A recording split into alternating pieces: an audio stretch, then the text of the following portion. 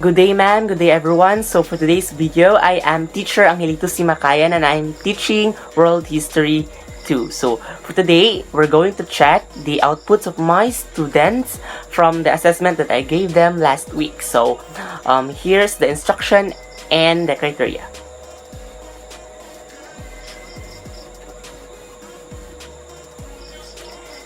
Now, let's check their outputs. Let's start with Miss Amolo's output or their group's output. So here's their output. Ta-da! So let's assist this with following the criteria. So for the content, I will give this 29 out of 30. 29 out of 30. Why? Because I really like the symbols. They are so self-explanatory, they're not complex, but the thing is they're not compact with each other. That's why I only give 29 out of 30. For the relevance, it's 30 over 30 because it really shows the Spanish misrule and the exploitation, and I really like how they convey it, and that will fall with the originality. I will give them 25 out of 25 because I really like how they have this unique structure and unique way of conveying their message. Like they have this frying pan and there's someone in there, and then it's like, I assume this is a Cuban fighter struggling for their independence, and it's like the fire symbolizes the tension over the Spain and the Cuba. And then suddenly, US came, they intervened. So I really like that. And for creativity, I gave 14 out of 15 points because it's good, but the color grading was not that used well and combined well. So it's good, but it could have been done better. So overall, I'll give them 98 out of 100. So very good. Next is Miss Kasusula's output or their group's output. So it's a digital poster. So for their output, for the content, I gave them 30 out of 30 because I really like how the symbols are well placed, that like they're compact with each other along with the background. For the relevance, I gave them 30 over 30. Why? Because I can really see the Cuban fighters' feeling of trusting the US for their independence against Spain. And for the originality, I gave 25 over 25 because I really like how their unique interpretation of the theme. Like for example, the lights or the stars above the shaking hands. Like it symbolizes that they see light in the darkness of colonization. For the creativity, I gave them 15 over 15 points because I really like how the overlays or the backgrounds was combined with the main symbols or objects in the output. Like you can see people fighting from the background. Maybe it's Cuba versus Spain or during the Spanish-American War there in the early 1900s. So that's it. So I really like the hands with the chain. So overall, I gave them 100 out of 100. So perfect score. So congratulations, excellent. Next is Miss Pitagorian's output or their group's output. Ta-da! So for the content, I gave them 30 out of 30 because I really like how the symbols are just clear and easy to understand. Like they're all in the center. And for the relevance, I only give them 28 out of 30 because I can really see the flag of the Philippines instead of Cuba's flag. I don't know why they put Philippine flag here. Maybe they misread my instruction, but I'll just assume that this is Cuba's flag because Philippines and Cuba really shared the same fate, colonized by Spain, and then there's a US intervention after that. Yeah, but they're totally different. The context is different, people are different. It's just that the same colonizer. So I just give them 28 out of 30. For the originality, I gave them 25 out of 25 because I really like how they present the message. Like, I really like how they opened the US flag, and then tada, there's a new flag out there. I just assume it's the Cuba's flag. For the creativity, I gave them 14 out of 15 points. Why? Because the color grading was not that used well, and the background was just so plain. They could have just put some color on it.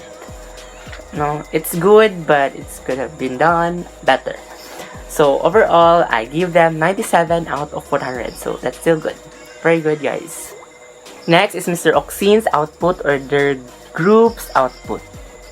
Ta-dan!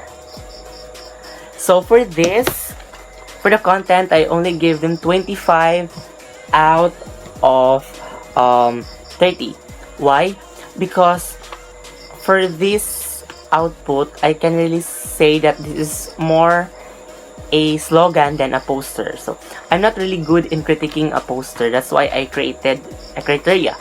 But we can all see the difference between a poster and a slogan. A poster, it's composed of the different objects, symbols, and characters that when combined together, it will create a meaning that will convey the theme.